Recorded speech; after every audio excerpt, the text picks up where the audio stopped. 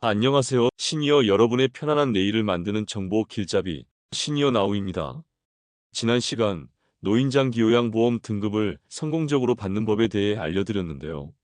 등급 판정을 받으셨다면 이제 나와 우리 가족의 일상을 책임져 줄 사람과 장소를 찾아야 하는 더 중요하고 현실적인 과제가 남아 있습니다. 수많은 선택지 앞에서의 막막함, 어떻게 해결해야 할까? 어떤 요양보호사님이 우리 부모님과 잘 맞을까? 광고는 다 좋아 보이는데 믿을 만한 요양원은 어떻게 찾아야 할까? 그리고 가장 중요한 그래서 매달 정확히 얼마를 내야 하는 걸까? 이런 고민들로 밤잠 설치고 계셨다면 오늘 영상이 그 답답함을 속 시원하게 뚫어드릴 겁니다. 오늘은 실패 없는 요양기관 선택법은 물론 나와 궁합이 맞는 요양보호사를 만나는 매우 상세한 조건들, 그리고 가장 헷갈리는 월 본인 부담금 계산법까지 완벽하게 정리해 드리겠습니다. 실패 없는 요양기관 선택을 위한 3단계 점검법. 1단계 손품으로 정부 공인 데이터 확인하기. 이웃집 순위 엄마가 거기가 좋더라는 말보다 더 믿을 수 있는 것은 바로 국가가 제공하는 객관적인 데이터입니다. 가장 먼저 국민건강보험 홈페이지에 접속해 장기요양기관 찾기를 클릭하세요. 여기서 최소 세 가지는 보셔야 합니다. 공단이 3년마다 평가하는 기관 평가 등급에서 A를 받았는지, 부당 청구나 학대 등으로 행정처분을 받은 이력은 없는지, 그리고 입소자 2.1명당 요양보호사 1명이라는 법적 기준보단 직원 현황이 더 여유로운지를 확인하면 1차로 좋은 기관들을 걸러낼 수 있습니다. 출처 국민건강보험공단 노인장기요양보험입니다. 2단계와 3단계는 직접 방문하여 체크리스트로 옥석 가리기입니다. 온라인으로 후보지를 추렸다면 이제 직접 방문해서 눈, 코, 귀로 확인해야 합니다. 방문 상담 시에는 시설장 원장의 운영 철학을 들어보고 다른 보호자에게 실제 만족도를 물어보는 것이 중요합니다. 아래 체크리스트를 꼭 활용해 보세요. 방문 상담 체크리스트. 환경시설 내부는 청결하고 불쾌한 냄새는 없는가? 식사 식단표가 영양 균형을 맞춰 잘 짜여 있는가? 직원들이 어르신을 존중하며 대하는가? 표정은 밝은가? 프로그램 재활, 인지, 여가 프로그램이 형식적이지 않고 활발히 운영되는가? 다음은 나와 궁합이 맞는 요양보호사 만나는 상세 조건입니다. 좋은 시설만큼 중요한 좋은 사람 만나기. 이제 어쩌면 가장 중요한 나와 직접 소통할 요양보호사님을 만나는 법입니다. 좋은 분으로 보내주세요라는 막연한 요청만으로는 부족합니다. 내가 원하는 조건을 구체적으로 정리해서 전달해야 맞춤 서비스를 받을 수 있습니다. 나만의 맞춤 요양보호사를 위한 구체적인 요청 조건들. 첫째, 전문성과 경력을 확인하세요. 어르신의 건강 상태에 따른 맞춤형 요청이 가능합니다. 예를 들어 뇌졸중 후 편마비가 있으셔서 재활 경험이 풍부한 분으로 부탁드립니다. 또는 치매 초기 단계라 인지활동 프로그램을 함께 해주실 수 있는 분이 필요합니다. 와 같이 구체적으로 질환과 필요 역량을 연결해 요청하는 것이 좋습니다. 둘째, 성격과 태도를 고려하세요. 어르신과의 궁합에 가장 큰 영향을 미칩니다. 활동적인 성향이시면 저희 어머님은 말씀 나누는 걸 좋아하셔서 활발하고 다정한 분이 오시면 좋겠어요. 조용한 성향인 아버님은 조용히 곁을 지켜주는 분을 더 편안해 하십니다.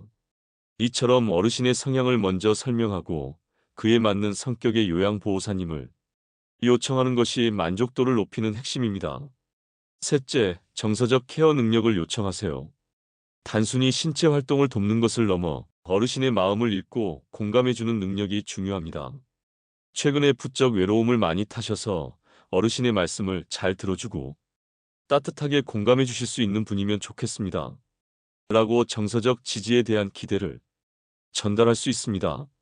넷째, 근무 형태 등 특수 조건을 명확히 하세요. 특히 방문 요양의 경우 필요한 조건들을 미리 알려줘야 합니다. 특수 조건 요청 예시로는 야간 돌봄이 필요한 경우 야간 근무 가능 여부, 어르신 이동 시 부축할 힘이 필요한 경우 신체 조건, 특정 음식을 해드려야 할 경우 간단한 조리 가능 여부. 이러한 조건들을 미리 정리해서 기관의 사회복지사와 상담하면 시행착오를 크게 줄일 수 있습니다. 본론 3. 5월 본인 부담금. 누가 봐도 쉬운 상세 설명을 드리겠습니다. 이제 우리 시니어분들이 가장 궁금해하시고 또 가장 헷갈려하시는 돈 문제를 해결해 보겠습니다. 어려운 용어가 나와도 걱정 마세요. 제가 옆에서 하나하나 설명드리겠습니다. 가장 먼저 이것 하나는 꼭 기억해 주세요. 요양병원과 요양원은 완전히 다른 곳입니다. 요양병원은 의사의 치료가 주목적인 의료기관이고 요양원은 돌봄이 주목적인 요양시설입니다. 오늘 설명해 드릴 비용은 장기 요양 등급을 받아 요양원에 입소하시거나 방문 요양 서비스를 이용하실 때에 해당되는 내용입니다. 1. 요양원 비용. 도대체 어떻게 정해지나요? 요양원에 입소하시면 한 달에 한 번씩 고지서가 나옵니다. 이 고지서에 찍히는 최종 금액이 어떻게 계산되는지 4단계로 나누어 속 시원하게 알려드리겠습니다. 1단계 나라에서 정해준 나의 한 달 서비스 예산 즉 월 한도액입니다. 정부는 어르신의 장기요양 등급에 따라 이만큼의 요양 서비스를 제공해 드립니다 하고 총액을 정해 놓습니다. 이것을 월 한도액이라고 부릅니다. 현금으로 주는 돈이 아니라 내가 한 달간 이용할 수 있는 서비스의 총 예산, 즉 서비스 바우처라고 생각하시면 쉽습니다. 예를 들어 2025년 기준 3등급 어르신의 요양원 월 한도액은 213만 500원이라고 가정해 보겠습니다. 이 금액이 우리 계산의 출발점입니다. 2단계는 서비스 예산 중에서 내가 내야 할 목 계산하기로 본인 부담금 20%입니다. 그럼 1단계에서 확인한 서비스 예산 213만 500원을 전부 내가 내야 할까요? 아닙니다. 나라에서 대부분을 지원해 줍니다. 요양원의 경우 정부가 총액의 80%를 지원해주고 우리는 그중 20%만 부담하면 됩니다. 이것이 바로 본인 부담금입니다. 계산해 볼까요? 213만 500원에 20%가 내가 낼 목 42만 6,100원입니다. 이 42만 6,100원이 바로 보험이 적용되는 돌봄 서비스에 대해 내가 내야 할 돈입니다. 자막 3단계 보험 적용 안 되는 추가 비용 확인하기 비급여 항목. 여기서 끝이라고 생각하시면 안 됩니다. 바로 이 3단계 때문에 많은 분들이 예상했던 것보다 돈이 더 나온다고 느끼십니다. 보험 적용이 안 되어 100% 내 돈으로 내야 하는 비급여 항목이 남아있기 때문입니다. 가장 대표적이고 금액이 큰 것이 바로 식비입니다. 어르신의 하루 세끼 식사와 간식에 들어가는 비용이죠. 이는 돌봄 서비스가 아닌 기본적인 생활 비용으로 보기 때문에 보험 적용이 안 됩니다. 보통 한 달에 30만 원에서 40만 원 정도가 추가됩니다. 이 외에도 미용실을 이용하는 임의용비나 더 좋은 침실을 쓰는 상급 침실료 등이 비급여 항목으로 추가될 수 있습니다. 4단계 최종 납부액 최종 더하기. 이제 최종 고지서 금액을 계산해 보겠습니다. 2단계에서 계산한 나의 목과 3단계의 추가 비용을 더하면 됩니다. 내가 낼 목 42만 6,100원 추가 비용 식비 약 35만 원. 최종 월 납부액 약 77만 6,100원. 이렇게 계산하면 3등급 어르신이 요양원에 입소했을 때 매달 약 77만 원 정도를 납부하게 된다는 것을 예상할 수 있습니다. 방문 요양 비용은 어떻게 계산하나요? 집으로 요양보호사님이 오시는 방문 요양 서비스는 요양원과는 계산 방식이 조금 다릅니다. 내가 이용한 시간만큼 비용을 내기 때문이죠. 이것도 4단계로 나누어 쉽게 설명해 드릴게요. 1단계는 시간당 서비스 비용 즉 시간당 수가를 확인하기입니다. 방문 요양은 시간당 얼마 하는 식으로 비용이 책정됩니다. 정부가 정해놓은 시간당 수가라는 기준 금액이 있습니다.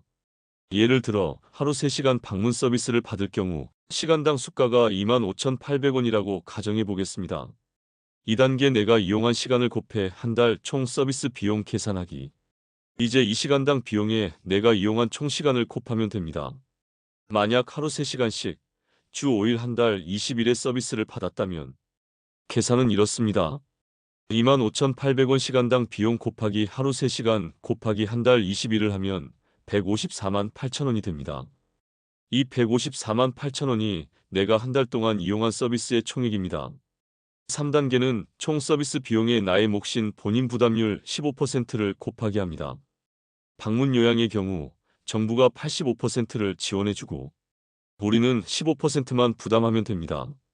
요양원 20%보다 부담률이 조금 더 낮죠. 2단계에서 계산한 총액의 15%를 곱해볼까요? 한 달 총 서비스 비용인 154만 8천원 곱하기 내가 낼 몫인 15%를 하면 23만 2,200원이 됩니다. 이 금액이 내가 최종적으로 내야 할 한 달 방문 요양 비용이 됩니다. 4단계는 서비스 예산월 한도액을 넘지 않도록 주의하기입니다. 여기서 아주 중요한 점이 있습니다. 방문 요양도 요양원처럼 등급별로 정해진 서비스 예산월 한도액이 있습니다. 만약 내가 이용한 서비스 총액 금액이 이 예산을 넘어가게 되면 초과된 금액은 보험 적용이 전혀 안 되고 100% 전액을 내가 부담해야 합니다. 그러니 내가 이용할 수 있는 총 시간이 얼마인지, 예산은 얼마까지인지 서비스 기관과 미리 상의해서 계획을 세우는 것이 매우 중요합니다. 오늘은 좋은 요양기관과 요양보호사를 만나는 현실적인 방법부터 가장 궁금해하셨던 월 비용 계산법까지 자세히 알아봤습니다.